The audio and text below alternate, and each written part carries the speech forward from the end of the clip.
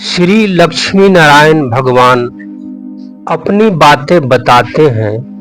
कथा अत्यंत महत्वपूर्ण है, इसे श्रद्धा पूर्वक श्रवण करें। श्री भगवान कृष्ण कहते हैं, अर्जुन, मैं अजन्मा और अविनाशी स्वरूप होते हुए भी, संपूर्ण प्राणियों का ईश्वर होते हुए भी, अपनी प्रकृति को अधीन करके अपनी योग माया से प्रकट होता हूँ। अज, अव्यय और ईश्वर, ये तीन बातें भगवान की ही है। प्राकृतिक और योग माया, ये दो बातें भगवान की शक्तियां है और एक बातें भगवान के प्रकट होने की है। इन तीनों पदों में भगवान यह बताते हैं कि साधारण मनुष्य की तरह ना तो मेरा जन्म है और ना मेरा मरण ही है। मनुष्य जन्म लेता है और मर जाता है, परंतु मैं अजन्मा होते हुए भी प्रकट होता हूँ और अविनाशी होते हुए भी अंतर्ध्यान हो जाता हूँ। प्रकट होना और अंतर्ध्यान होना दोनों ही मेरी अलौकिक लीला है। दूसरे लोग जन्मते हैं तो शरीर पहले बालक होता है, फिर बड़ा होकर युवा हो जाता, फिर वृद्धा हो जाता और फिर मर जाता है। परंतु भगवान में ये परिवर्तन नहीं होता है। वे अवतार लेकर बाल लीला करते हैं और किशोर अवस्था तक बढ़ने की लीला करते हैं। किशोर अवस्था तक पहुंचने के बाद फिर वे नित्य किशोर ही रहते हैं।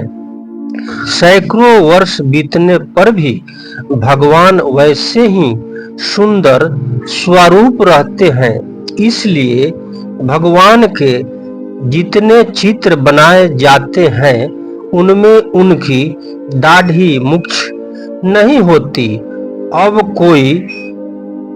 कोई बना दे तो अलग बात है।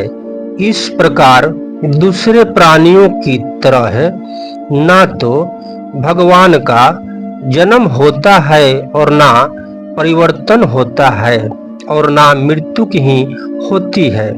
प्राणी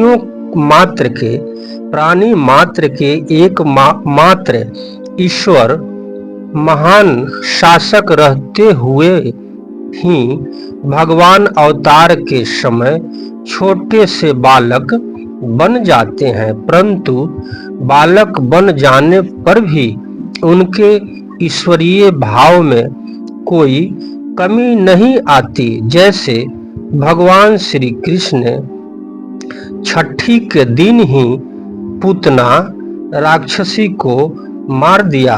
पूतना का शरीर 2.5 योजन का था। 7 वर्ष की अवस्था में ही उन्होंने गोवर्धन पर्वत को एक अंगुली पर उठा लिया।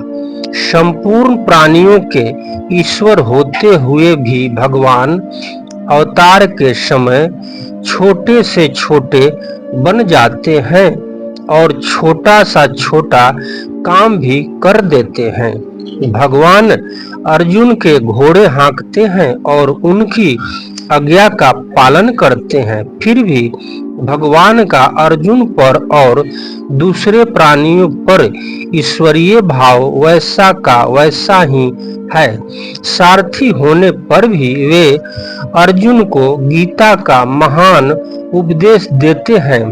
भगवान श्री राम पिता दशरथ की आज्ञा की टालते नहीं और 14 वर्ष के लिए वन में चले जाते हैं। फिर भी भगवान का दशरथ पर और दूसरे प्राणियों पर ईश्वरीय भाव वैसा ही है। तपस्वी महेश कुमार इस गीता उपदेश सुनने वाले व्यक्ति को श्रद्धा और स्नेह के साथ प्रणाम करता है।